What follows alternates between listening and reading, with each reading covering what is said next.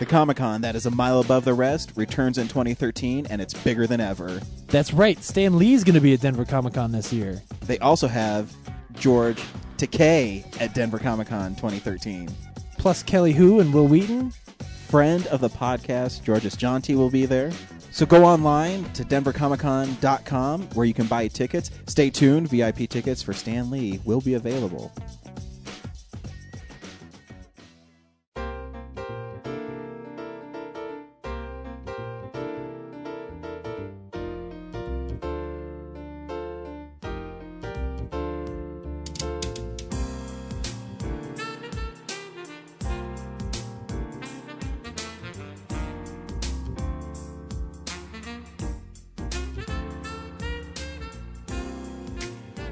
Welcome to Real Nerds Podcast, unofficially the official podcast at Denver Comic-Con 2013.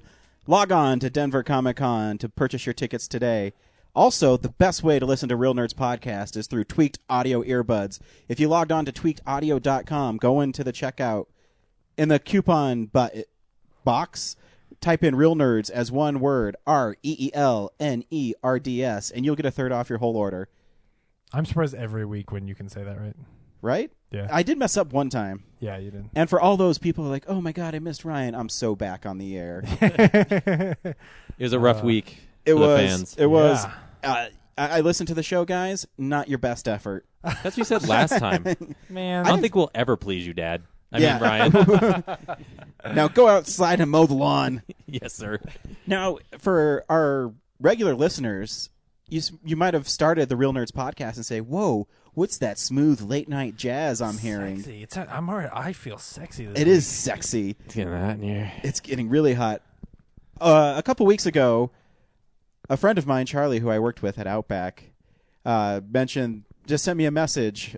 Do you remember what Charlie's here, by the way. Charlie, introduce yourself. Hey, I'm Charlie, and I wrote your new theme song. Yeah, we appreciate it. I forget the initial message, but I mooched off him because I knew you were a musician. And I said, hey, I'm looking for a theme song. Will you write one for me for free because I'm poor because I'm married? And he said, yeah, that's cool. I'll do it as long as we pimp you out. So, Charlie, tell us a little bit about your inspiration for the theme song for us and what got you into music and why you love music so much. Well, at a young age, my mom, she said she was kind of throwing instruments at me, and at first she suggested a violin. She's like, does that interest you at all? And this is a true story. I flat out told her that's a girl's instrument. I played violin.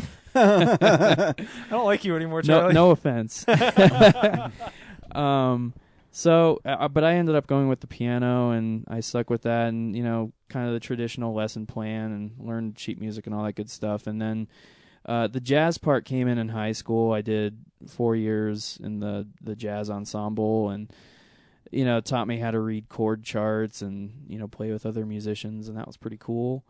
And then I started getting into my angsty teenage rock phase, like Tool and Korn, and That's angsty. Yeah, Nirvana. Nirvana was the kind of the thing that pushed me over the edge, like many other teenagers. And I said to myself, well, learning the guitar would be pretty cool. And so then I started going into a rock direction, and getting some tablature online, and learning Blink 182 songs and Nirvana songs, easier power chord songs, and just kind of built upon that, and stuck with piano and guitar mostly, and I try and pretend how to play the bass sometimes. And I just kind of stuck with it, and then started writing my own music and just had fun with it. That's awesome.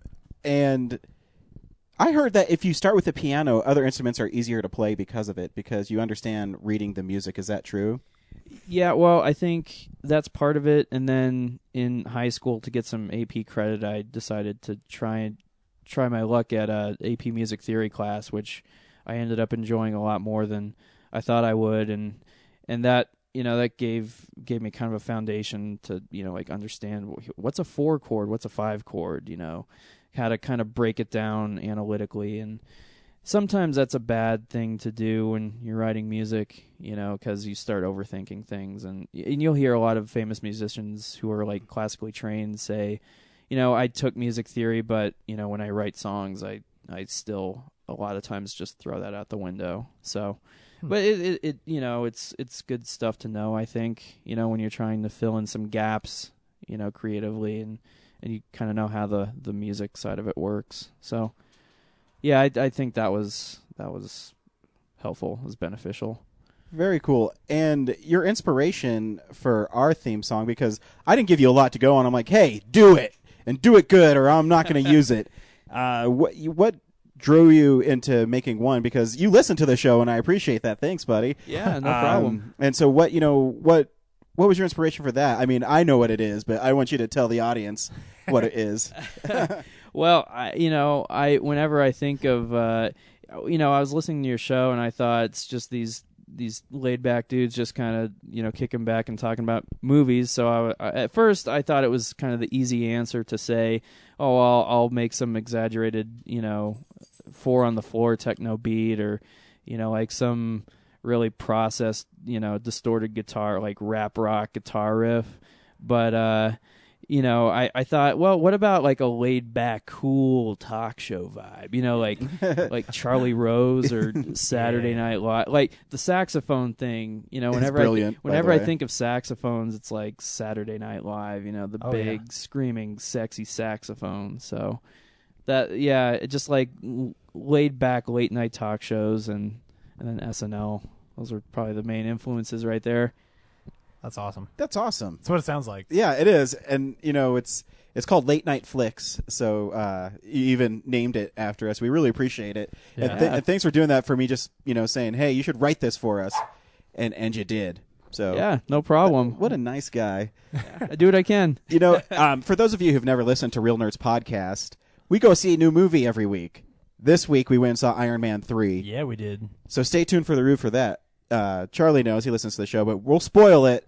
We'll give you a chance to listen to the trailer and then see if you want to see this movie. Everybody's seeing it. And then, listen to what we have to say about it. Last week, these guys thought they were really funny and started messing with my show. And now that I'm back, you will not mess with the show anymore. I will get it back to in the upper 100s of Stitcher. I'm tired of you guys, sabotaging the show with your... Actually, technically, we actually went up 1,000 points last week on Stitcher. So hooliganities. I don't even know. For the first time in 2 months. Nice. So stick it up your ass. You know what? Fuck you, Brad. I'm not with Brad. No. You coward. You guys had a plan all along. I knew it. No, I never betrayed you, Ryan. I'm sorry. But yeah, we do some fan mail. We talk about the movies we've been watching. We also talk about box office numbers, movie news. I have a comic book for you this week. Cool. And then we go into Iron Man 3. I have a question about when you guys break down box office numbers. I'm a math guy. I went to engineering school, so like the number thing. The whole analysis of box office numbers. I sometimes get obsessive about that. Mm-hmm. Do you guys ever predict what a movie's gonna make? Not on the show, but we'll say it like when we're going to see a movie. Yeah. We'll talk about like, well, this will do this. Like we were talking recently, just today, about the fact that Great Gatsby is next week. There's no way that movie is going to make any money snug between Iron Man and Star Trek. But as far as like making guesses and then seeing how close we get, I don't think any of us really. Like I don't think the book is mainstream enough to attract an audience, but I think the musical aspect might work. But again, I don't think the musical crowd is. I don't know. I think we're getting pretty good at it, and we start getting pretty good by how many people I recognize are in the theater. We saw Iron Man 3 at 10 o'clock last night, and the theater was almost full. Oh, yeah. So to me, that means that movie is going to be huge. Yeah, and and it's going to be. They're predicting it to be the second biggest opening ever. Alamo added screenings on Thursday to fulfill demand. Wow. So yeah, I still have to make it to Alamo. I hear you and many others rave about it. Yeah, it's fantastic. It is. It's fun. Yeah. So you can call us 720-6nerds5. We haven't got a call in a few weeks. We love hearing your voices, so please call us. Are you sure? I'm pretty sure we got a call this week. We did not get a call this week, Brad. No. Let's. You want me to dig it up for you? Yeah. Prove me wrong. Okay. Here we go.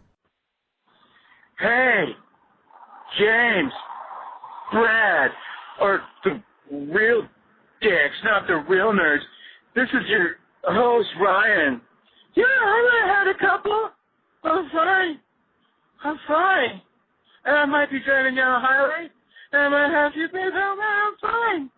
I'll tell you what, real nerds, dicks, I'll be on the show this week, and I'm going to tell you what I think about the show when Ryan's not there. Ryan is great. You guys are dickheads. But now I don't even know what I'm talking about, and I'm getting pulled over. You guys are dicks, man. I'll see you on the show. Bye. What the fuck? Who was that guy? That's bullshit. How did you get that phone call? That was horrible. Was that my dad? That was my attempt to act drunk. It's funny though. It is, yeah. I thought of this bit where I was calling him drunk as I was driving, and as I was driving to see a movie we saw this week, I called and acted drunk. And I nearly drove off the road laughing so hard. Listening Nice. to it from my phone. Nice. And it's funny because Google Voice will send you a transcript of the voicemail. And it's poorly translated. It's so poorly translated because I'm slurring all the words, and it's funny. So yeah, that was my attempt at a joke for being drunk, since I've never really been drunk. While we're doing fan mail and people almost driving off the road, we got a message on Facebook this week from a guy, Dan, who I know. I work with him. He's good every people. now and then. Yeah. No, not the guy who's been on the show, but a different guy. Yeah, I know. You say that about everybody. Yeah, he is good people. And he said he reposted our show from last week, which thank you, Dan. That was cool. And he said, if you are blessed with the gift of hearing, bless yourself by listening to this show. I have been listening to this episode for a couple of days. Every couple minutes, I'm smiling and laughing. I spit my Coke through my nose onto the dashboard of my car listening to the skit. James, you owe me a new car. I don't like movies, comics, or video games, but I'm addicted to the Real Nerds podcast. Thank you so much, Dan. Wow. That was really sweet. Yeah, it's nice. Transcending made my nerd day. culture. I think anytime liquid gets shot through the nose, that's Yeah, a good, like, from a it's a good humor barometer. standpoint, that's a good sign. Well, Absolutely. especially Coke. Man, that burns. That's gotta burn. That's not cool at all. So yeah, you can leave us a message on Facebook. You can like us on Facebook. You can tweet us, real_nerds. You can visit our website, which is amazing, by the way, realnerdspodcast.com. Send us an email, realnerds@gmail.com. And, stay tuned because today we're filming our web episode. Shh. That's still a secret, everyone. I've been tweeting set photos and stuff from it. Well, cat's out of the bag. Should we just advertise it? May 28th Yeah, at the May 28th. Oriental Theater. Come see the world premiere of the first episode of the Real Nerds Podcast Pod Show. Something like that. Starring Ryan Frost and no one else. That's right. Everybody else is shit. Plus, keep your eyes. Speaking of things coming up on Real Nerds, keep your eyes on the website and on all of our Facebook and Twitter stuff because T-shirt sales are going to start this week. Oh, yeah. that's And gonna limited go up. edition T-shirts. We should point that out. Yeah, they're going to have to be ordered in advance. And so, yeah, whatever we charge for them, it's not we're making money off them. It's just whatever we paid for them. Yeah. So, yeah. Denver Comic-Con exclusive Real Nerds T-shirts. We saw Brad working on the design of them at Starfest, and they're pretty badass. Oh, dude, I'm so excited. So we're pretty excited for that. Yeah. You can visit. You can see us at Denver Comic-Con, too. We'll be there Yeah. May 31st to June 2nd. And make sure you buy your tickets before the May 15th. Prices go up on May 15th. Yep. Is there any update on you getting the hug, Stan Lee? That seems to be... No. We won't that's know a until big- that day. It's a big goal. It is. I It's know. a huge, Yeah, it's a I huge know. goal. It's going to be a huge hug. It is. Don't break him. Whoa. No. Tomorrow in the Denver Post. Stanley Local dies in fanboy arms of crushed fan. crushed by fan. And, of course, we start every episode when I'm running the show with stuff we've been watching. I'm petting like something. I don't know what I'm petting yet. A cat. Yeah. So, this is the stuff we've been watching. Since I wasn't here last week, and Charlie is our guest, we'll let Charlie go first. Charlie, did you watch anything fun this week? Well, to prepare for last night's movie, I had to go back and watch Iron Man 1 and 2. Nice. Pretty much back to back, and it was really cool to kind of rediscover the first one. The first one is so incredible. Fantastic. It's so incredibly made. I think what makes that movie really good is the fact that there's kind of equal amounts of build-up from the protagonist and the antagonist side, So, like, when the big showdown happens, it's like, oh, yeah, this is going to be good. That's one thing I really like about the movie. And obviously Robert Downey Jr. is spot on. Just stealing the show. He's dreamy. He's dreamy. I know that's been one of your things, Ryan. Have you gotten through all the movies?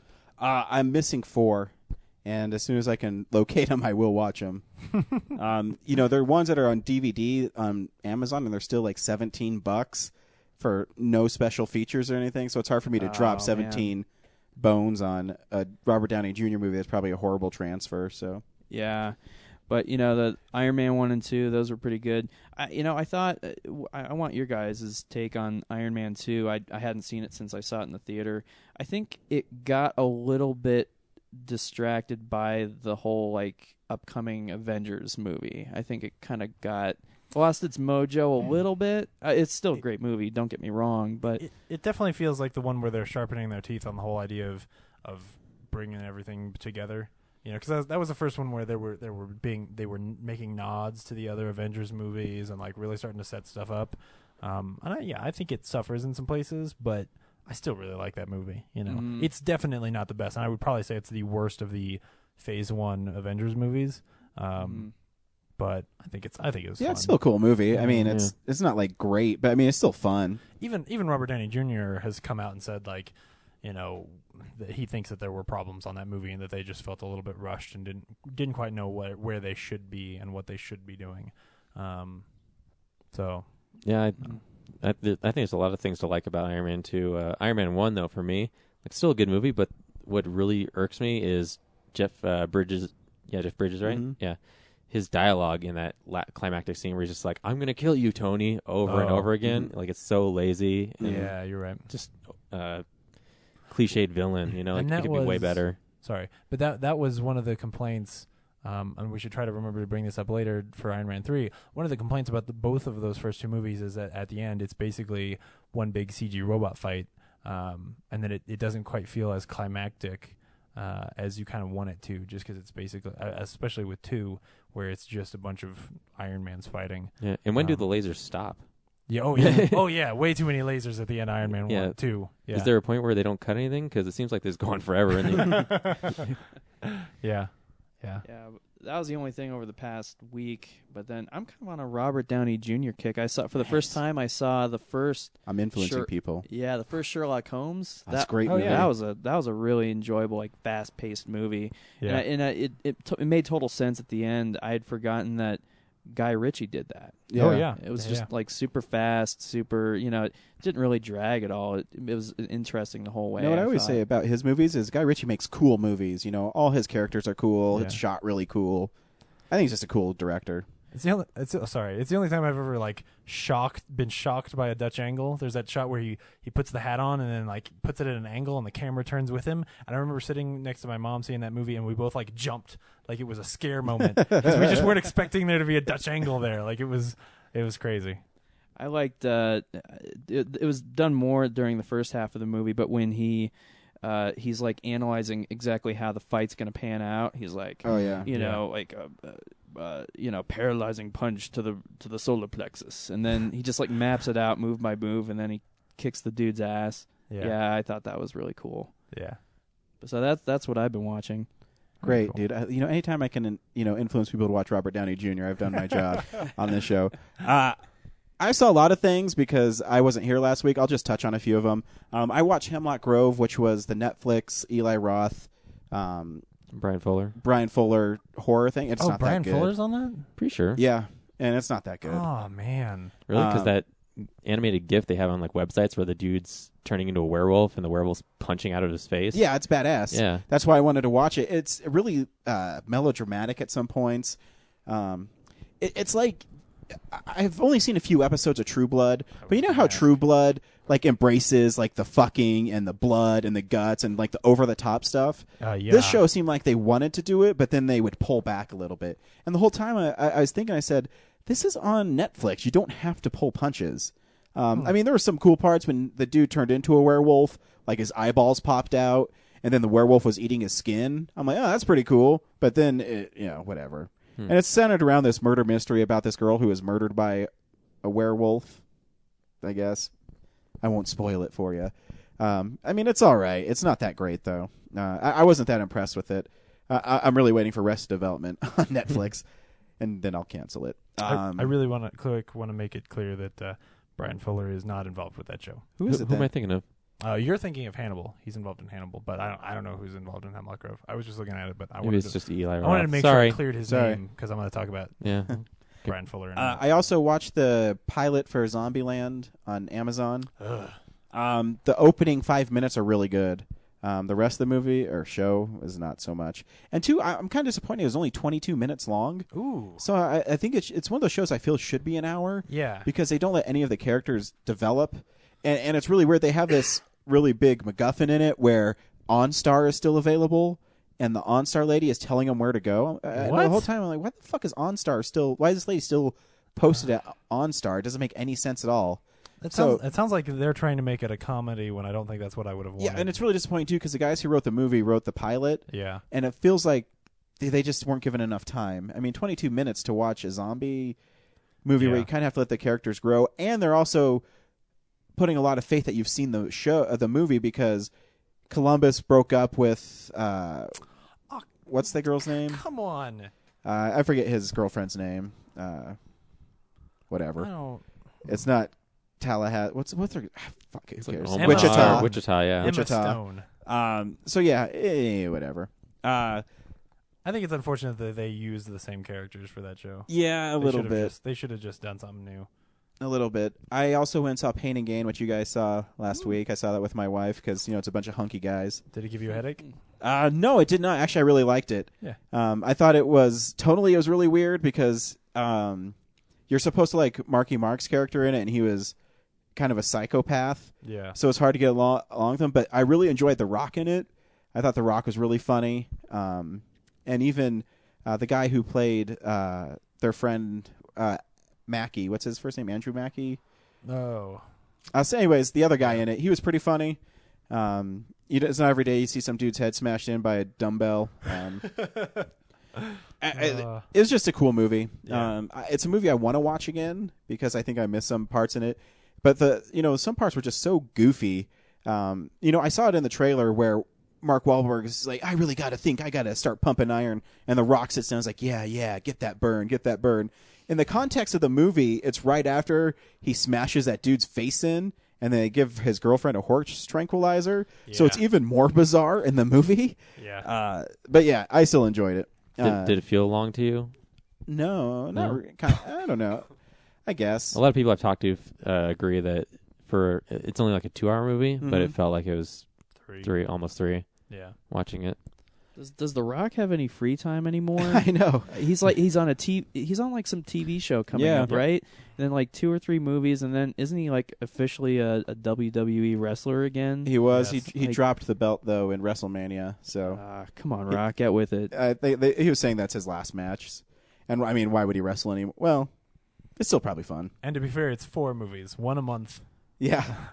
For the last 3 months, and then one next month as well. Yeah, it's crazy. Wow. Vehicular warfare. Get ready for it. Oh yeah. I guess we need a badass action star. Like I've heard comparisons to Arnold. Like he's the modern day Arnold. Yeah. I totally think so. Yeah.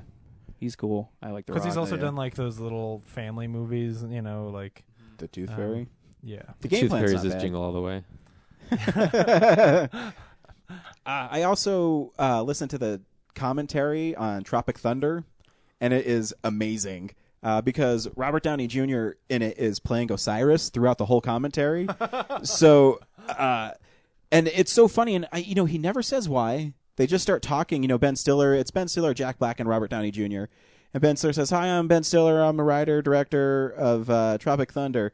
And then he says, "Hi, I'm Jack Black." And then it goes, "I'm Osiris." And he just, the whole time, and then about halfway through the movie, Robert Downey Jr. as Osiris says, "Hey, quiet, I want you to listen to this line." And it's after the dude blows up, the director, and the other guy says, "Hey, man, what the hell? Why don't you just drop character?" He says, "Hey, I don't drop the character till after the DVD commentary." And so he took it from the movie into the commentary. Is great. And there's also a great documentary on it. I really just started digging into the special features of Downey movies, and it's called Reign of Madness, and it's a making of the fake movie. So it has like all these funny interviews with the actors playing themselves, and Robert Downey Jr.'s character suffers post-traumatic stress syndrome after shooting the movie about Vietnam.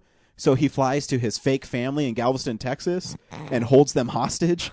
Like, he has his wife and his kids in, like, the bathtub, and he's like, shut your fucking mouth, I can blow your fucking brains out. And then it goes back, and then it cuts to the next scene, and he's crying in a corner. Oh, my gosh, it's absolutely amazing. And they even have Justin Theroux, who wrote the movie with Ben Stiller, is this German filmmaker making it.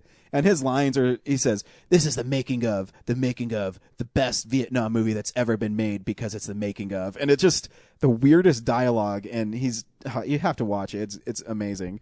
And the last thing I saw this week is I wanted to get into a Shane Black mode. So I went and bought Lethal Weapon on Blu-ray, and that movie's still awesome. Yeah. Just because the ridiculousness of it, the unmotivated butt in the moonbeam walk where, you just see Mel Gibson's ass and just getting up and walking because it's totally ridiculous. My wife came in at a part where the house blows up and Riggs is on fire and Murtaugh jumps on him and he says, hey, what are you, some kind of faggot? Get off me. And my wife thought that was really offensive. I said, it's the 80s. They can say stuff like that. And the end climactic scene where Gary Busey's character runs over a fire hydrant making the water go everywhere like it's raining. Awesome. And then they have this huge like front lawn brawl. And just like Gangster Squad. Exactly, but cooler because Danny Glover says, no, let him fight it out. I'm the sergeant on this case. And so all the other cops come up and are just like watching them, and it's awesome.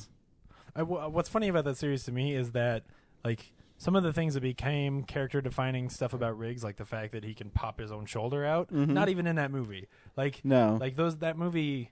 That series is one where when he would make sequels, he would try to actually add things to those characters over time rather than just return to that character again. But it's really cool because we watch Signs, even though I hate Signs. Mel Gibson's a great actor, and even in that movie where he's after he jumps off the building with the suicide guy and. Danny Glover pulls him in, and he says, "You want me to kill myself? You want me to kill?" Oh, dude, great scene. Yeah. If you want to, like, the generalization of all '80s action movies, Lethal Weapon is totally it. With Eric Clapton at the beginning. Oh yeah, man. And Mel Gibson's got a pretty sweet mullet. Oh, dude, yeah, totally rocking it. Yeah. And I just love that he's just killing people randomly. It's awesome. That movie still holds up. Yep. Brad, what'd you watch this week? I watched a lot of stuff we've already talked about, like Skyfall and Lincoln and Django. I'll rewatch them. The one thing that I saw that you guys didn't get a chance to was the Aviation Cocktail. Oh, cool! Yeah. And it's a good movie. Some of the acting is kind of like leaves a bit to be desired, but the cinematography is great. The it looks fantastic. It's really polished. Story-wise, it's a love triangle, which is my favorite thing. Yeah. I thought it was going to be more historically period relevant, but it's more just like the lives of these three people and like this secret love triangle that's going on. But otherwise, it's I don't want to say like for as much as they paid to make it, that shouldn't be a factor. No. Right. But still, like in the back of my mind, they did a really great job with far diminutive of a budget than like most Hollywood movies. So kudos to David Higgins and those guys. They really knocked it out of the park. But just some acting things I wasn't convinced about. So cool. And like the sheriff's office, I think they shot it in a library. So there's like all the walls are just stacks of books. So I didn't really feel like it was a sheriff's office. That bugged me a little bit. But otherwise, great job. Maybe he's a well-read sheriff. I was just gonna say. Yeah. Really Really they're gonna come back and be like, yeah. "That was the actual sheriff's office." Prick. It He's might a be. writer. I don't know Yeah. that town they were in. So for all I know, it could be. But Yeah. what'd you watch, James? Well, since we're talking about love triangles, I wasn't going to start with this movie, but this week I went to see The Host. Oh, you son of a bee. Be fair. Which will make Cora very happy. Oh yeah, no. Here's the thing. So I went into it, and I as I was leaving my house, I was like, oh no, I mean it's gonna be shit, but whatever, it'll be fun. And then as I was sitting in the theater, I was like, no, James, don't have that attitude. You gotta give this movie its due. Like you gotta, as usual, want to like this movie. And man, this is so much better than the Twilight movies. Really? So much. This movie is pretty coherent, for one thing. And the best thing I can say about it is that its cast is amazing.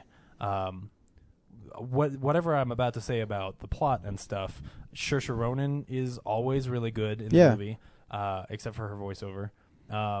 William Hurt is in this movie, and every line, no matter how silly what he's talking about is, every line he delivers is great. So he's the Billy Burke of the host. He's yeah, sure. The two guys who play like the love interests in the movie are decent. You know, they're not as ham-fisted and awful as the guys in Twilight.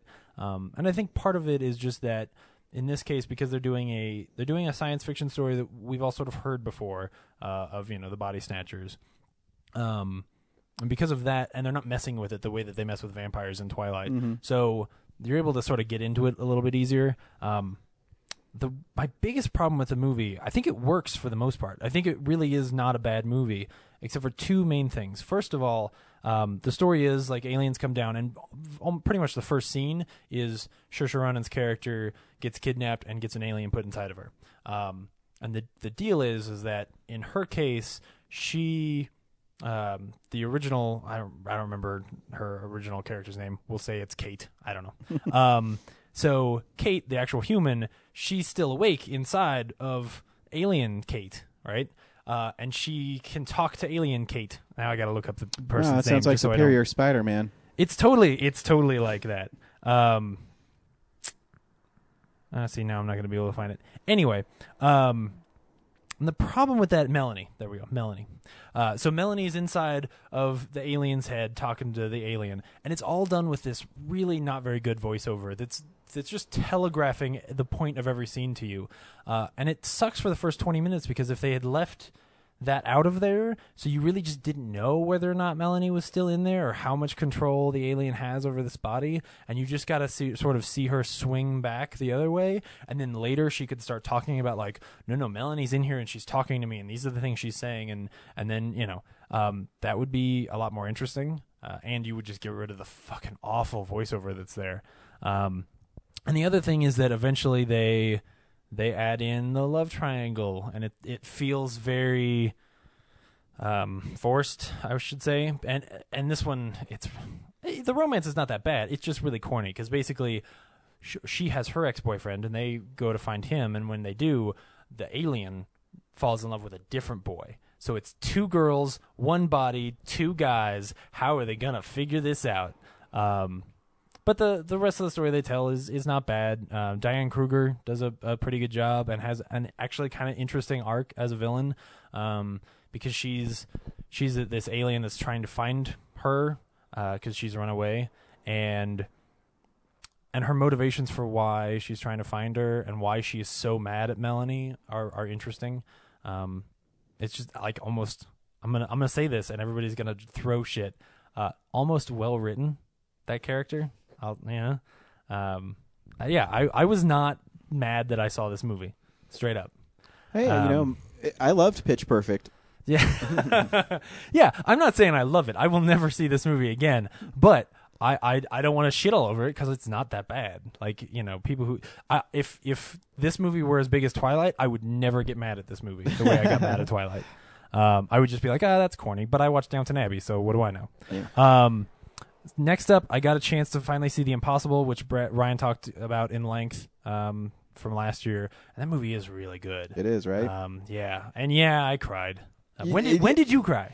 When it's like as they welled up a little bit at the beginning when he was helping other people find their families. Yeah. But then at the end too, where he can't find his mom and they can't find his dad, and the other little brothers are like, Lucas. Yes, that's totally when I cried. Yeah, right. Yeah, no. As soon as oh man.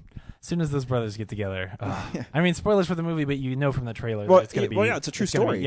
Crazy true story. Yeah. I read the article really about it. Man, oh man, that whole first 20 minutes, half hour are really hard to watch. Well, too, I said earlier in my review of it that there's a shot at the beginning where you see Naomi Watts naked. You're like, why the fuck is there a shot of her naked? It's to establish how hot she is naked, and then like how gruesome her injuries are, which she sustains. It's and then because you're gonna see her naked later too, so it's yeah. And that little boy in it is so good. Yeah, Lucas is really great. Yeah.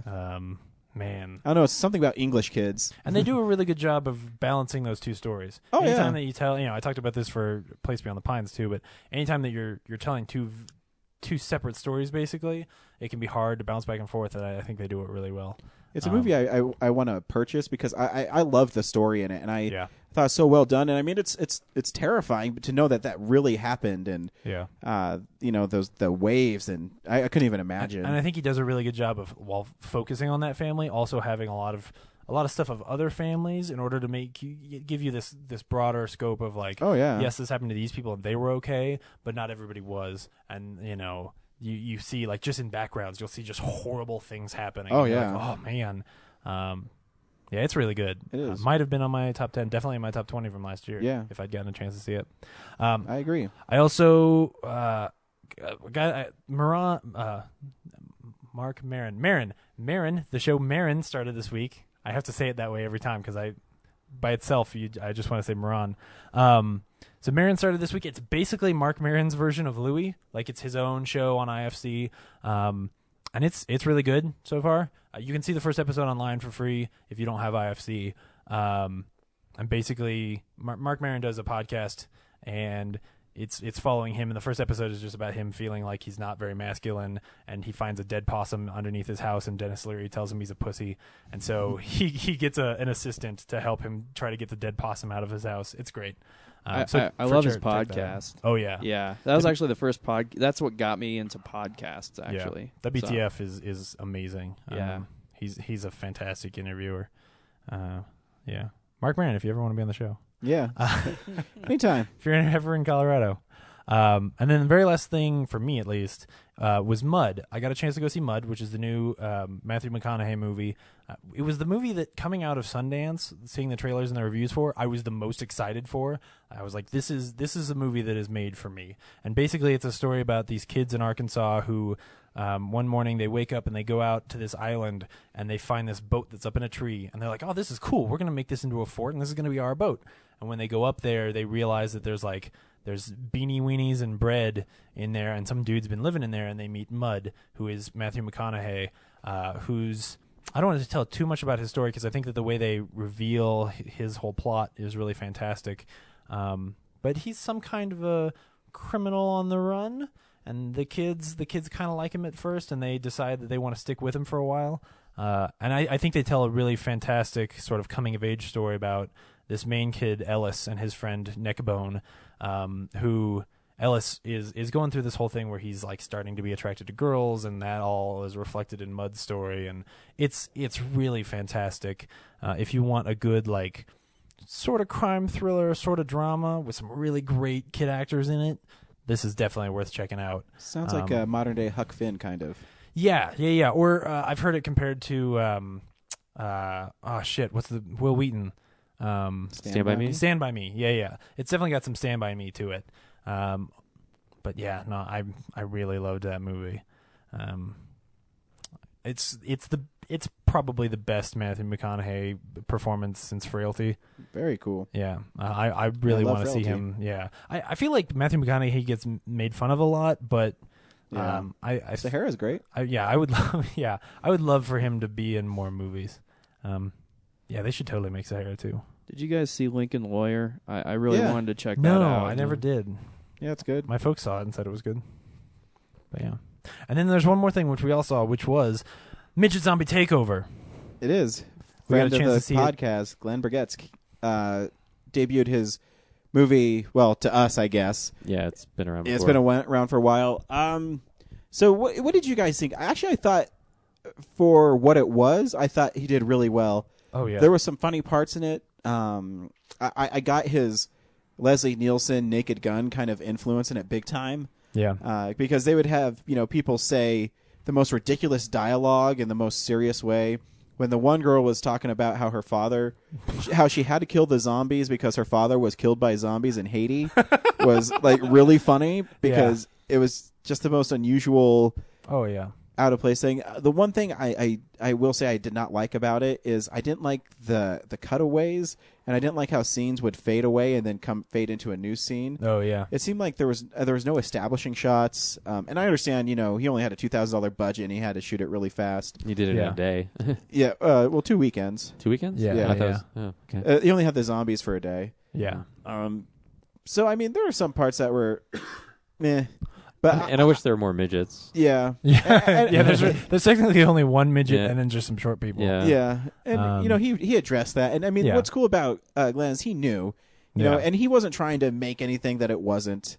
And it was still fun. I mean, the part where the first guy gets attacked in the ankles by the zombie, and the other guy seems like everybody gets attacked in the ankles. Yeah. Oh yeah, my hamburger's done, and he like slides past his friend while he's being eaten and picks up the hamburger off the grill and then slides back in. That stuff's really funny. I mean, I really or the like girl that. who keeps referencing that she's pregnant. Yeah, after having sex like 10-20 minutes earlier. Yeah. I mean, he said afterwards, I'm gonna do things for my baby. He said afterwards that like he focused on the comedy because he knew that was the thing that was going to work the most out of everything else, and I think it's true. I mean, I was laughing through the whole movie pretty much. Yeah. I mean, some of it was, the schlockiness of scenes where dialogue was just delivered so ham-fistedly that it was just hilarious. But I mean, he knew that's what was going on. Like he sort of embraced it, and it made the movie better for it. But especially like the first time that Billy shows up and he's in the background walking around with a hot dog sticking out of his mouth, like you realize like a really just Charlie how Brown moment. over the top the movie's going to be. Yeah, and the sound stuff. wasn't that good at some points. Yeah, but the whole hot tub going on. Yeah, I mean they talked about it too. Yeah. But yeah, I mean overall I still had fun with it. In fact, I enjoyed it so much that I really wanted to get, because in the background of the movie, in this pool house they were in, it had To Die Is Hard, which is his parody on Die Hard, and it says it's nothing an English professor can't handle as a tagline. And so I mean I bought that movie because I really want to see it, because I think he does have a good sense of humor, and I always like those Naked Guns, Hot Shot movies big time. Yeah. I like when movies do things to the point where you're not sure if they're meant to be taken sincerely or if it's camp. And one scene that came to my mind, and this was such a good movie-going experience for me, it took me a while to see the movie Gremlins, and I went to this old L.A. theater when I was living out in California, and they did a midnight showing, and my girlfriend at the time surprised me. She's like, let's go see Gremlins. And, that kind of crowd knows the movie. Mm-hmm. And I didn't know what I was getting into.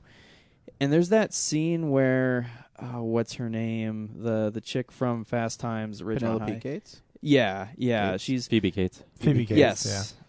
She's describing why she doesn't believe in Santa Claus anymore, and it's like this really ridiculous story about like how he burned, like he slipped on the roof, and the dad like burned in the fireplace or something. And there was a guy just laughing his ass off behind me, but I later went on Wikipedia, and there's actually a lot of conversation that happened as to like whether or not that was meant to be campy or like kind of a serious scene. Mm-hmm. But I love that kind of stuff. Oh yeah.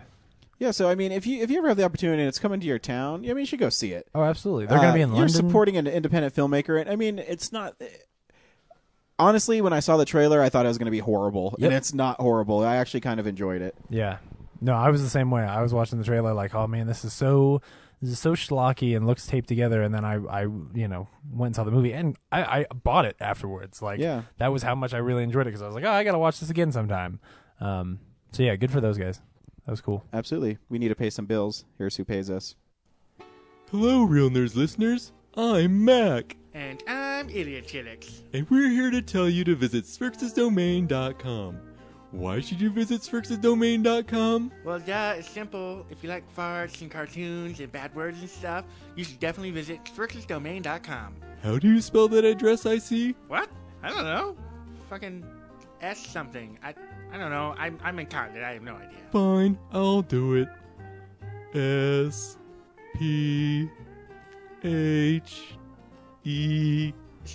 Oh God. Seriously, you gonna spell the whole thing out? S.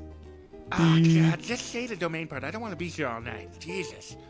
Does it get any more of a complicated website name? Stupid asshole Sphinx. Jesus. Anyway, Visit our website where you can read about all the funny adventures of 7 aliens struggling to live together in an abandoned warehouse in Denver. Well, what? That's it?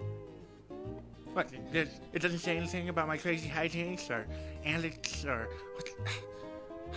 Ridiculous. Nope, that's all Svirks wrote down. Well, that doesn't sound funny at all. But you know what does sound funny?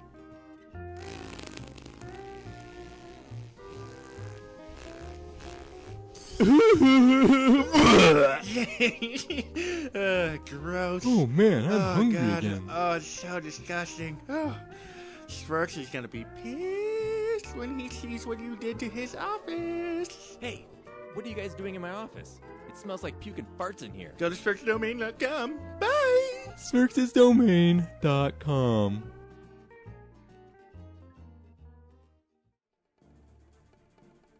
My man spider sense is tingling.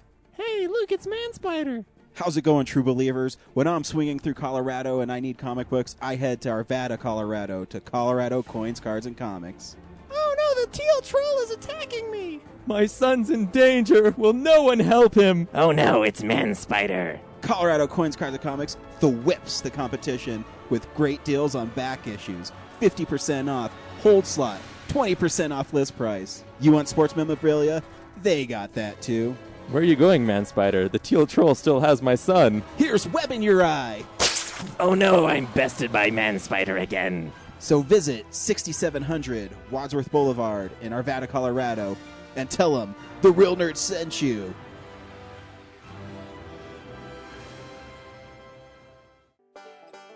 For barbecue that can't be beat, try Birdman Barbecue Sauce. Available and original and spicy. These robust, full-flavor sauces have the awesome power to kick your taste buds in their face. And for that smoking taste on everything you eat, try new Birdman Smoke and Rub. Caution! Meat left unrubbed may suffer from flavor performance anxiety. You can pick up Birdman Barbecue at local area Ace Hardware stores, Ruff's Barbecue in Golden, and the Danny Cash Hot Shop off Broadway. You can also like us on Facebook at Birdman BBQ. This is the box office stats. The number one movie last week was Pain and Gain with $26 million. Go Rock. I'm actually kind of surprised. I mean, there was nothing else up against it except maybe Oblivion, but... I was surprised that Michael Bay made a movie for $21 million. Yeah. So good for them. Were there any like good explosion scenes in that? I know that's like his thing. There was one. I actually thought the scene where Wahlberg was running across the street and he got hit by the car was pretty cool shot.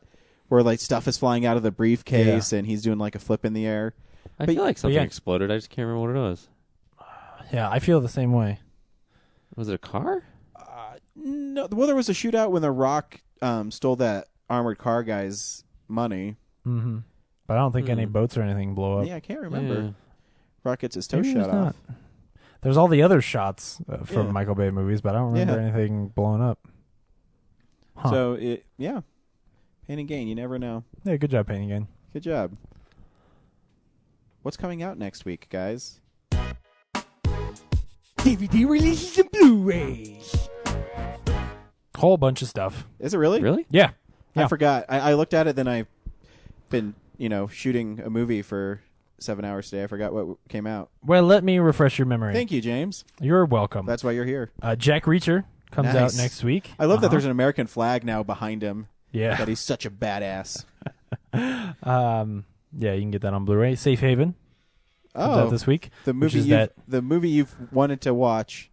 No. I don't want to wait. One of James's infamous top 10 from last year. That's a lie. Actually, it's this year movie. Is it this year? Yeah. Oh, yeah, it was Valentine's Day. Oh, that's right. That's a quick return. Yeah, I think it it made is. a lot of Wow. money, though. Yeah, I think it did all right. Yeah. Mama. Oh, yeah, that movie's Mama cool. comes out. It's one of the endings for a horror movie that actually shocked me. So remember that. Check it out for the ending. I'm gonna have to check that out. And there's a for part sure. where Jessica Chastain is like bending over in this tank top. You can totally see down her shirt. It's great. I'm buying it. I know. I had new respect for her after Lawless. When she's just totally buck naked and walking towards the camera. Yeah. My pants got sharper. I hate you. All right, Superman Unbound, which is a new animated Superman movie. So guess what? I can watch that on my Injustice Gods Among Us. Oh, really? PlayStation game. It came with it? Yeah. Oh, that's cool, I guess. Upstream Color actually comes out this week. So you guys will have a chance to see it now. Yeah, absolutely. I'm gonna have to go run out and get a copy of it because Then you can try and tell me what it was about. Yeah. Well, didn't you fall asleep during it? So Only like the first maybe minute, as far as I can tell. Yeah, but that was the part where he explained everything. And then lastly, just because I want to fucking mock this movie, Queen Latifah's version of Steel Magnolia comes out this week. So there's a Queen Latifah version of Steel Magnolias? Yeah. They just made all of the women black and not as good actresses. Was that? Oh, I'm sorry. Was that originally based on a book? No, it's based on a play. Steel Magnolias was a play originally. So it's a movie. No Sally Field. I won't watch it. What? You won't watch it because it's I Sally said Field? there is no Sally Field, so I won't. I was just gonna say, clearly you've never seen Steel Magnolias because she's amazing in that movie.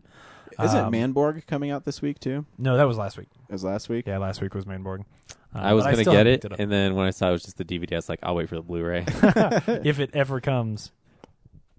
Anyway, so don't go buy Steel Magnolias. Yeah, support the original. Yeah, man. Such a shame. Unspool real news, James. It's real news. It's Light Week. It is. Yeah, it's Light Really Week. exciting.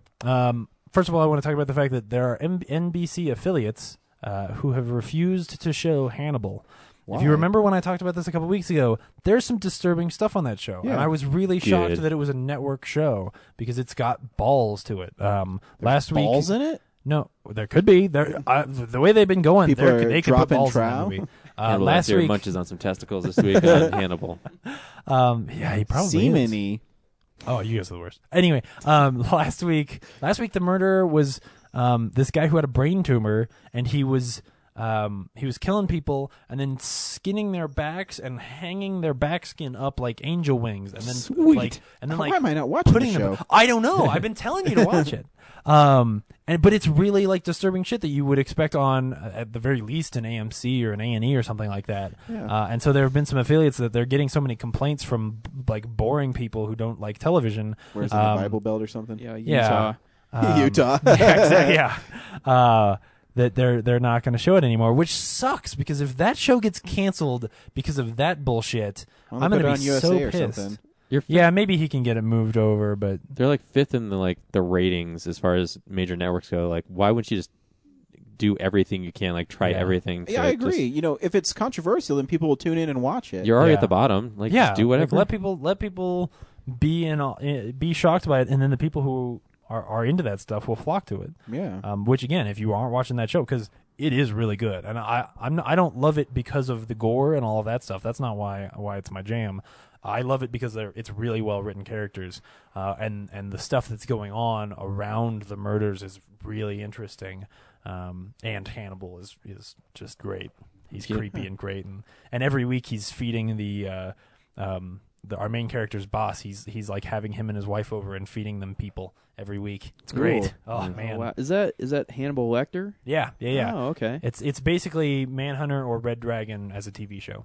Actually, even a prequel to that, because they're not to the Tooth Fairy or anything like that. So it's all before that, when Hannibal's still free and a professor and everything, or a psychiatrist. Cool. Yeah, it's really cool. Also, apparently, the Teenage Mutant Ninja Turtles are not from another planet. Yeah, I saw Just that. in We case you already didn't- knew this. The internet did not. Michael I was Bay right, must you listen were to wrong. our podcast. Yeah, I think so. Well, he's going to now after we've talked so many good things about Pain and Gain. Or most. No, of the I knew all along. It was just probably just media outlets exaggerating the story.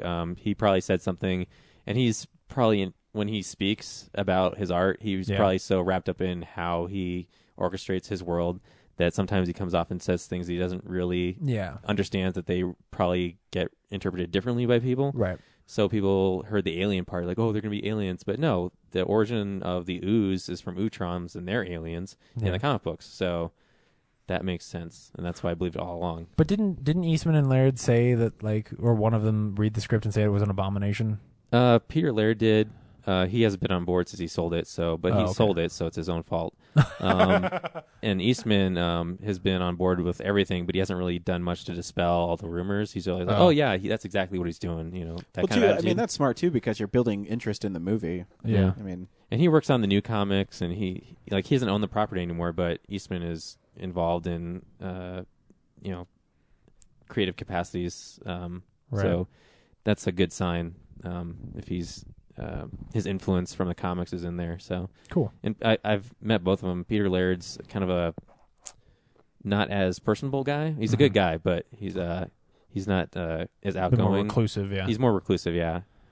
So I have a great picture of Eastman flipping me off from San Diego Comic-Con. Yeah. Brad was getting his books signed by him, and I was just going to take a picture of it.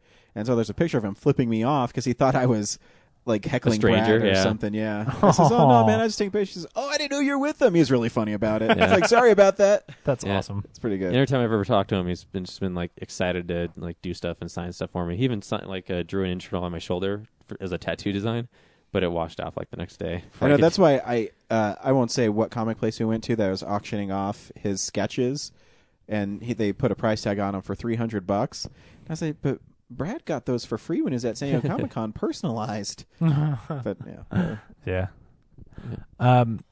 We talked last week about Daredevil coming back to Marvel. Now Ghost Rider and Blade have gone back to Marvel as well, which means like all Marvel Knights. Yeah. Oh, dude, they should totally start a Marvel Knights run. Like, that'd be sweet. you wouldn't have to do anything. But does Disney have the balls to make a mature Marvel movie? Sure. Yeah, release it under Touchstone. Yeah, I was just gonna say that. Yeah, release it as Touchstone. I mean, if they can make a Ghost Rider or a Blade or a Daredevil that's good and makes money, why would Disney care? Well, Disney makes Disney makes adult films. I know they have the Punisher also. You think they'll make a Punisher? I hope no, not. because it's failed twice. Yeah, like 3 times. That's different. Dolph Lundgren, anybody? Yep. Oh, that's true. Yeah. But I think like especially Blade, that people really love the Blade movies. Does anyone else think like the Thomas Jane Punisher is not that bad? I really like I love it. Yeah. it. I love that movie. Yeah, straight up. Punisher fans hate it, but I think it's great. Yeah. Yeah. And then very lastly, we missed this last week, but they're making Ratchet and Clank movies. Yeah. Which I think is great. Yeah, there's a teaser trailer online. Is that what you saw? Yeah. That they released last week. Those games are lots of fun. Yeah. The humor looked pretty good. I'm optimistic about it. I love the games. Oh yeah. So are they just going to take the CG models of the characters from the games, or are they going to do like humans incorporated? No, into, it's going to like, be the Sony Pictures Animation. I think is doing it. So like the Dr. Seuss style stuff. Yeah. Exactly. It'll be like that. I mean, it'll probably be animated in a way that looks more like the video game. It'll probably just look exactly like the cinematics. I would be surprised if they upscaled it or anything like that. I think that would kind of be silly. Yeah, I'm excited. I love those games, and I think they would naturally turn into a movie really well. I mean, it's a sci-fi cat with his sidekick robot. I mean, it's cool. And the characters are all really goofy, but also have like there's always like a bit of an adult innuendo to it. That's fun. So I think it'll be good. Maybe we'll get a Sly Cooper movie next. Dude. Sweet. Oh. And then they can start making good video game movies. Is that what we're talking about? Or Jack and Daxter. That's the other. And then Uncharted. They could make Uncharted. They did. It's called Indiana Jones. Yeah. Oh no! I'm just kidding. Totally different. Just kidding. It doesn't have Elena. All I care about is Elena. I love Nathan Drake. All I care about is Elena. Yeah. Agree to disagree. Jerk. Totally. Is that it? Yeah, that's it. It's my turn to go into the collection of the long box and pull out a comic for you to enjoy in this week's Comic Book Corner. What's up, nerds? It's the Comics Corner. Surprise, guys. I couldn't find a comic for Denver Comic-Con people. Give me next week, and I'll hopefully can dig out one. So this week I'm actually going to pick Ultimate Comics Spider-Man, number 22, which is brilliant. It's the last part of the Venom War, which, if you've been reading Ultimate Spider-Man, it's not Peter Parker. He died. And Miles Morales is this 13-year-old boy who got bit by a spider as well. And he has different spiders than Spider-Man, but he doesn't have the responsibility yet. So my biggest complaint with Ultimate Comics Spider-Man with Miles Morales is it's taking so long for him to get going. it was basically a 21 issue origin story for him. And in the latest arc, I think it's 4 or 5 parts, is this Venom comes back and he knows he thinks he knows who Spider-Man is. So he shows up at Miles' apartment and he starts threatening. He thinks Miles' dad is Spider-Man because Spider-Man has something he needs. Venom feeds off Spider-Man's adrenaline. It's a goofy comic thing. Well, anyways, in 22, Maria Hill, who's used to be the director of S.H.I.E.L.D. in the old Ultimate Comics. After Ultimatum, she became New York's superhero crime lady. You know her as Colby Smulders in the Avengers movie. Exactly. So she shows up to Miles' apartment and knows that Miles is Spider-Man. And he says, don't tell my parents. And his dad's rushed to the hospital because a Venom attacks him. And she says, you need to get to the hospital because Venom's tearing apart the hospital, and you're the only one who can get there before, the police and stuff. So Miles goes there, and he's fighting this Venom in this is huge, even bigger than the Venom in Spider-Man comics. And he's fighting him, and he's trying to stop him. And as he's stopping him, the Venom kills this police officer, and Miles' mother picks up the gun because she realizes that Miles is Spider-Man. And so she screams, get off my son, and shoots him, and he turns and he's getting ready to kill him, and Miles has this stinger in his hand, and he puts all his Venom in Venom, and it distracts him enough, and then the other cops start shooting at Venom, and they kill the guy who's in Venom. And he falls over, and then Miles drops down, and he's like, we did it, but the cops also shot his mom. And so his mother, he grabs his mom, and she's dying, and she looks at him, and she says, Miles, don't tell your father that you're Spider-Man. And then she actually dies? She dies. Oh, that's fucked. It's a great comic. Oh, man. It's the best Ultimate Spider-Man's been in a long time. Wow. And I read an interview with Bendis, and 23 takes place a year after that issue. No way. So there's a year that passes with him not being Spider-Man. So it'll be interesting to see what direction it takes. And I wish he told the story faster. Yeah. But now I really appreciate the story he told. Wow. Because he's a 13-year-old kid and he's Spider-Man. Yeah. And it's a different sense of responsibility. Peter Parker made a mistake. Yeah. He's kind of an accidental Spider-Man. So we'll see. We'll see where it goes. So pick up 22. It's really great. It's the last issue drawn by Sarah Pachilli, and she's really good. And it sounds really like at the very least pick up 4 now? 23. No, I mean what the next one is. Yeah, it's 23. This one's that's going to be 22. a good The place next to one's jump 23. on. Yeah. So pick it up. It's great. So yeah. That's a comic book for the week, and I Awesome. totally spoiled it for everybody. So yeah, you did. Especially me, who's reading that book but is 8 issues behind. Yeah, well, that's my fault. The whole Venom war is really good. Cool. So pick it up. Forward to it. This week on Real Nerds, we went and saw Iron Man 3. Finally, a new Robert Downey Jr. movie. I've waited a year for a new one. Charlie, you've listened to the show, right? Yeah. So now we tell people if we should go see the movie. Should people go see Iron Man 3? Yeah. I would say definitely go check it out. I enjoyed it. It was I would say it's a slightly different flavor of Iron Man movie, and I noticed, Jon Favreau didn't direct it. I was actually wondering about that. I tried not to reading about it too much before I went into it. Cool. And so it's not directed by him, and that might have something to do with it, but it's a cool. It's different, but it's well done. I liked it. Very cool, James. Oh, absolutely.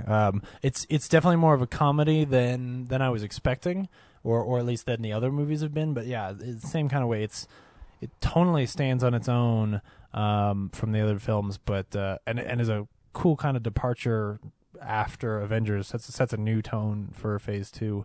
But I think it's absolutely a must see for sure. Yeah. Brad?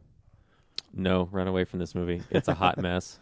Really? No, I'm just kidding. It's awesome. I said you're laughing really loud next to me. Yeah, it's really funny. What I enjoyed most of it was the writing and the humor. Yeah. I thought the overall idea of the movie with the extremist stuff was kind of over my head, and a lot of that is addressed in the early part, but I was distracted by those assholes who were dropping pistachio shells behind us and talking about the movie constantly. So that took me out of it. So I think I'll probably enjoy it more on a second viewing, but it was really the humor, obviously Robert Downey Jr.'s performance again, and some other characters who were introduced made the movie for me. So this movie was shit. Of course I love this movie. But I will say, too, I think it's the best Robert Downey Jr. has been as Tony Stark because I think he was given a little more to do. Yeah. You're right. The comedy is there, and I think that comes from Shane Black as a director, where he's a really good buddy guy director.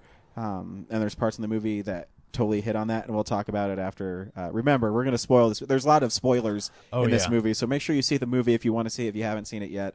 And here's the trailer, and hearing Robert Downey Jr.'s sexy voice.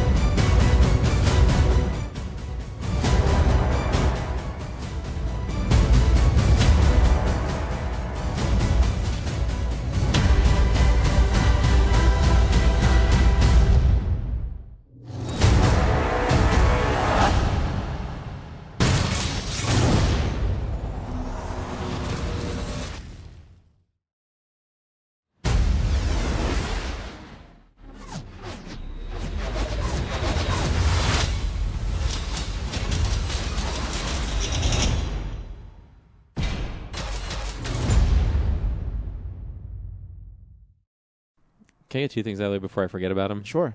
I didn't enjoy the voiceover for Tony Stark. I thought it was out of place considering the other two don't have that. Yeah. Mm-hmm. And then the other thing I didn't like, I didn't.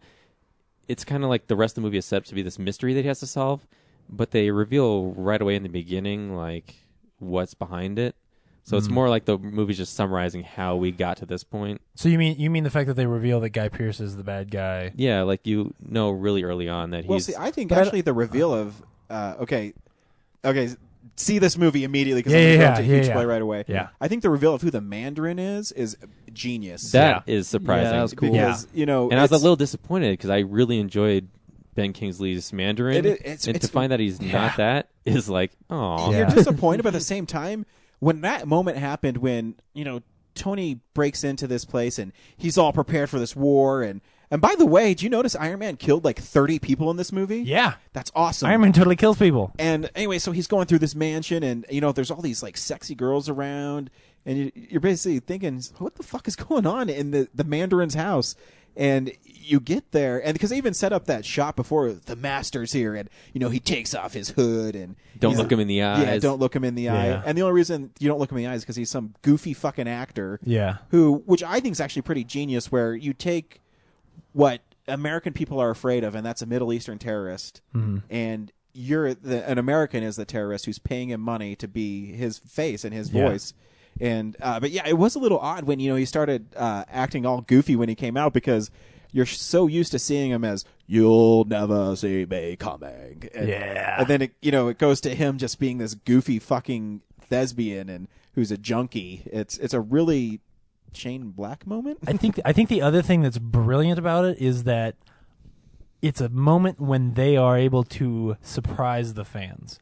Agreed. They did something where every fan who knew about the Mandarin went into this and felt like, oh, I know all about. I mean, I know about the Mandarin. I know the little nods. I know why Guy Pearce has dragon tattoos at the end of the movie. Mm-hmm. You know, but when that moment happened, I was like, holy shit! Like you totally pulled one over on me in a way that I didn't expect you were capable of doing, or wouldn't expect that you would do. I think that's the thing about it that impresses me the most, is that it means that they can tell a story like we think we know from the comics, but completely surprise us. It was also kind of cool that it was Tony Stark infiltrating that house, and he wasn't in Iron Man mode. You know, Yeah. It was kind of like a secret agent vibe. And you know, the other two Iron Man movies, it's like when he's kicking ass, you know, like physically kicking ass, he's in his Iron Man suit. Mm-hmm. So that was also kind of the different vibe. It was almost frustrating how much he wasn't in the Iron Man suit. Well, I think too, because they're playing on the fact that, I mean, he said it in the first one, or maybe it's the second one. Iron Man and Tony Stark are the same. I am Iron Man. Tony Stark is Iron Man. Yeah. So that's the whole play on it.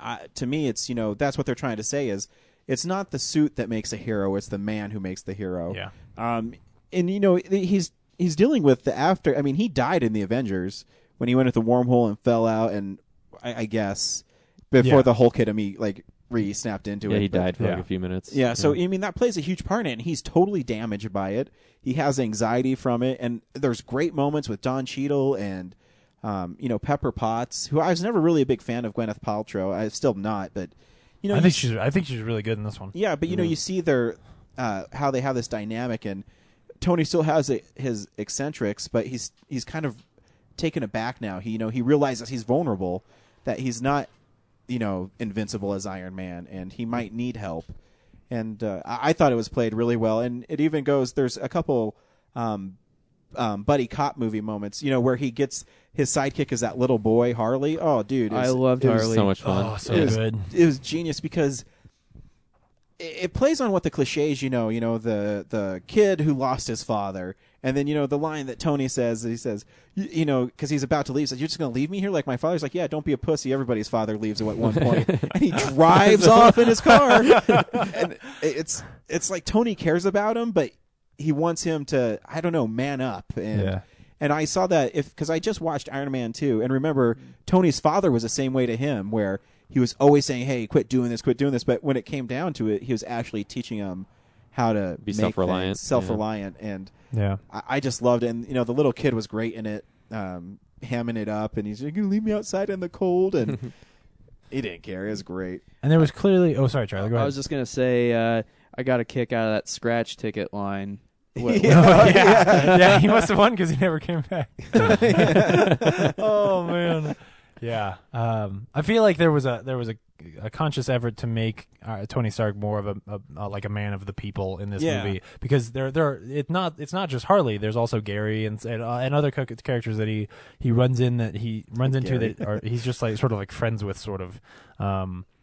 Or like the whole detective thing, like when he's meeting the guy's mom and stuff like that, where he's just sort of a dude. Hell, there's even a scene early on where he and Rhodey are having lunch at some bar, and it was almost distracting because I'm sitting there going, "How are these people not all going around going like, oh, holy shit, you're Iron Man, man!" I know he leaves a suit outside next to the motorcycles. Yeah, it's just like, or he says, "I loved you" in the Christmas Story to that little kid. Yeah, I mean, he must have lunch there every day. I guess that's the excuse, but it was just weird. The kid wanted the crayon drawing sign. Yeah. There was some level of fame, but right. Yeah, it was I was distracting, like, you know, I'm staring at the background, going like, why is nobody staring at Tony Stark? If I were there, I'd just be staring at his mustache. Actually, I'd probably run out of the bar because I know, like, maybe Trouble's about to. Trouble's always looking for the heroes. The Mandarin's gonna find this guy. I'm like, oh shit, there's a superhero in this bar. I'm out of here. Yeah. You don't know who's gonna show up. I think Guy Pearce was good. Oh yeah, really good. It was great. Yeah. And again, it's you don't know where the villains are, No. and you know, the Tony Stark's name tag killed me. You know who I am. Mm-hmm. You know, things, little nods like that. Jon Favreau was really good as the head of security. As you know, he wouldn't let anybody in. They had to have a badge, and yeah. I like the flashback to 1999 because they're playing that Blue Dabba Dee song. Yeah. It's like, what a better weird song? way to start the movie. Oh man. I got scared for a second. I was like, oh, this is gonna be cheesy, like bad jokes. Here we go. Like, Yeah. really? This 13-year-old Flash in the Pan song. But no, it redeemed itself. Oh, absolutely, yeah. And I think that moment, that moment with the name tag, like you said, is actually really cool. Like their callback to that at the end is kind of inventive. And what that means for him as a character. Yeah, it's really just a cool. little character thing that someone thought of and put it in the movie. Well, and this idea that like back then he was still as smart as he is now. He just wasn't using any of it. Yeah. The movie also pokes a lot of fun at like the cliches of these movies, like when Tony Stark is in the compound and he breaks out of his chains, he starts fighting all the guys with the parts of the Iron Man suit that are ready. Yeah. And then there's that one henchman who just like drops his gun. He's like, I don't even want to be here. Like these guys are crazy. Yeah, it's too weird here. I'm leaving. Yeah. It is. It's fun. It plays on it. It's a really well done movie. I mean, I thought the special effects were amazing. Yeah. There's only a couple of times where it looked a little goofy, but it's usually like the faces in the suit. Exactly. But I mean, when he was, his mansion was crashing into the ocean, which you saw a little bit of it in the trailers, but when you saw it as a whole, was really well done.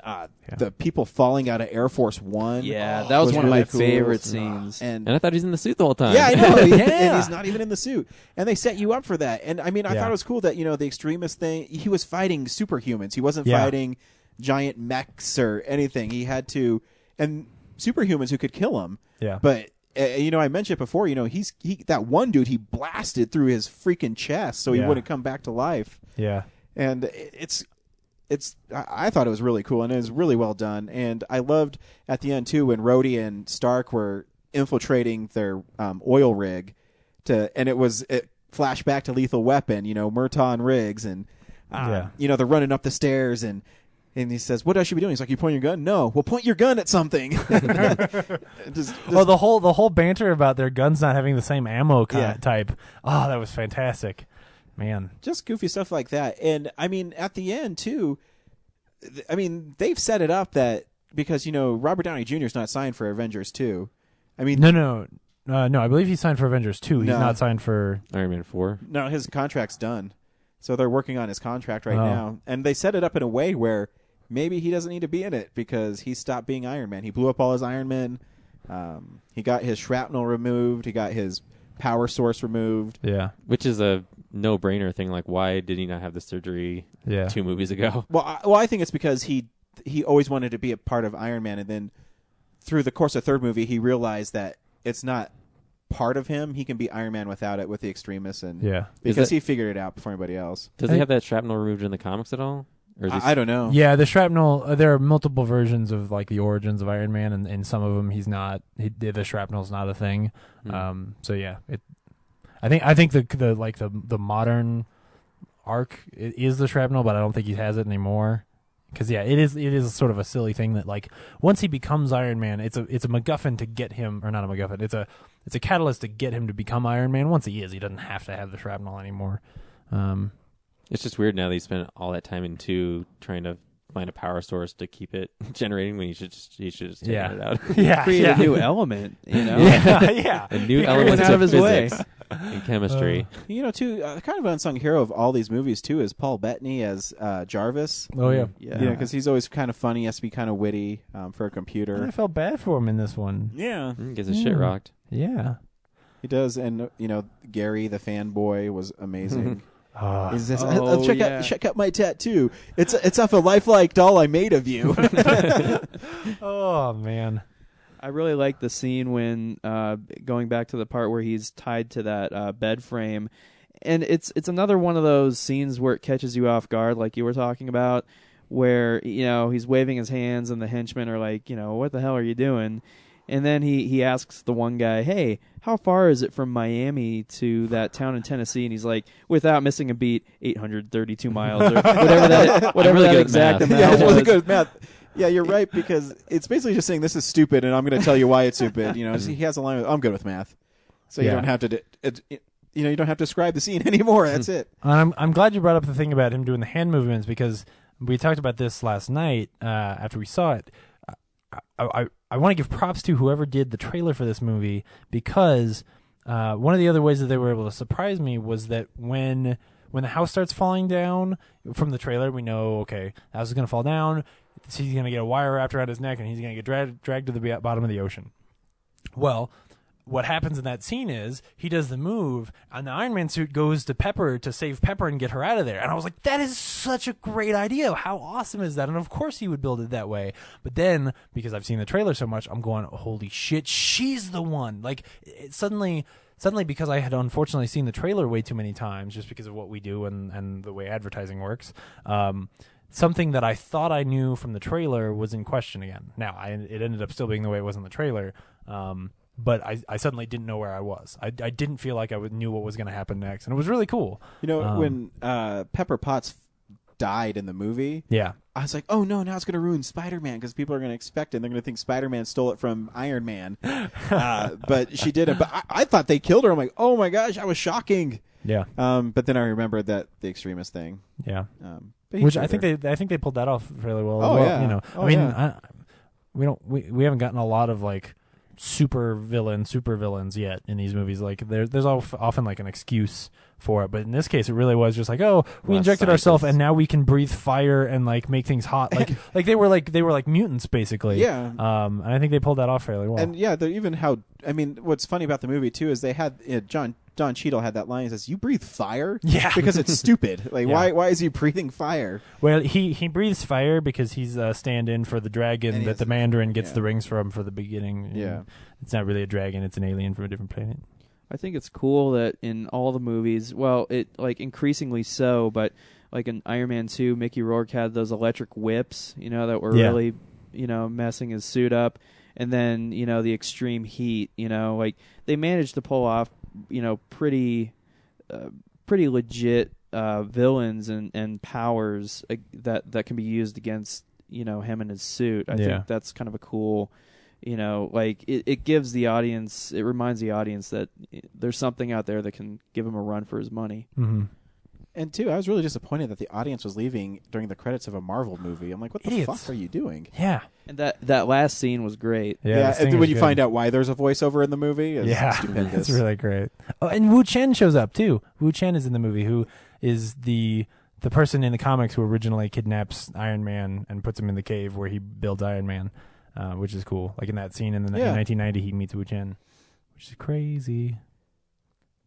Awesome. So I like that movie. Thank you for listening to us talk about Iron Man 3. Next week is Real Nerds 100th episode. Whoa! Spectacular. I can't believe we made it this far. I know. Yeah. It's Haven't missed a awesome. week. Have not missed a week. Not missed a week in 100 episodes. We actually have more than 100 episodes, but the 100 is our 100th consecutive week of seeing a movie and podcasting about it.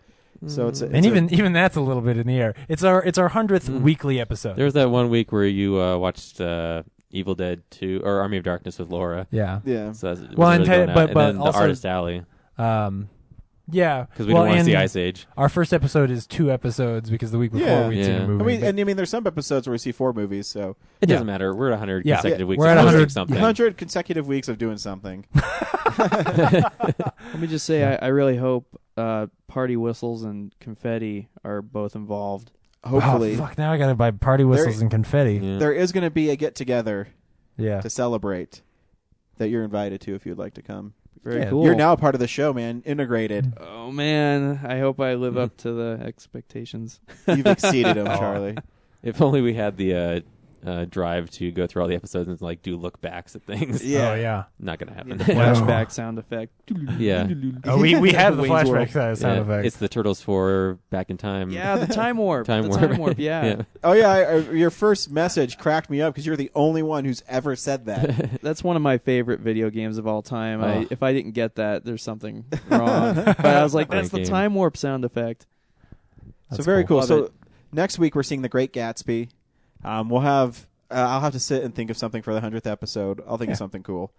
I'll let you guys know. Or don't. I think your plan is to figure out how to work Star Trek Into Darkness into that week's episode. That was my original plan because I really didn't want to make The Great Gatsby my 100th episode. Which could be good. It could be good. It could be good, but I wanted to go into a movie I knew was going to be good because how great the Star Trek previews are and all the reviews I've been reading about it. I really want to see it. And so I was like, man, I got to find a way to get Star Trek, but whatever. The Great Gatsby will be my 100th episode. Better to kick off our second 100 episodes with a really good movie. Exactly. So from all of us at The Real Nerds, thank you for listening for 99 episodes and listen to our 100th one. We hope you listen to thousands more on the Real Nerds podcast. Charlie, thank you for coming on and making music for us. That was awesome. And where is a place where we can watch you do music, or is there a place we can like you on Facebook to find out what you're doing in music? I already know the answer to that. Yeah, look up my my moniker. It's kind of like Trent Reznor has 9 Inch Nails. Well, Charlie has Spark Mandrill. And look up Spark Mandrill on Facebook. And I know you like video games, Ryan. Absolutely. Name that video game. Spark Mandrill.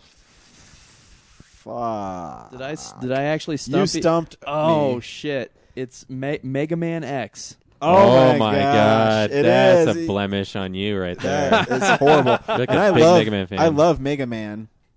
Yeah. I'm an idiot. I mean, look, he's tattooed on me. I love Mega Man. Oh, that's badass. I'm such an idiot. Man.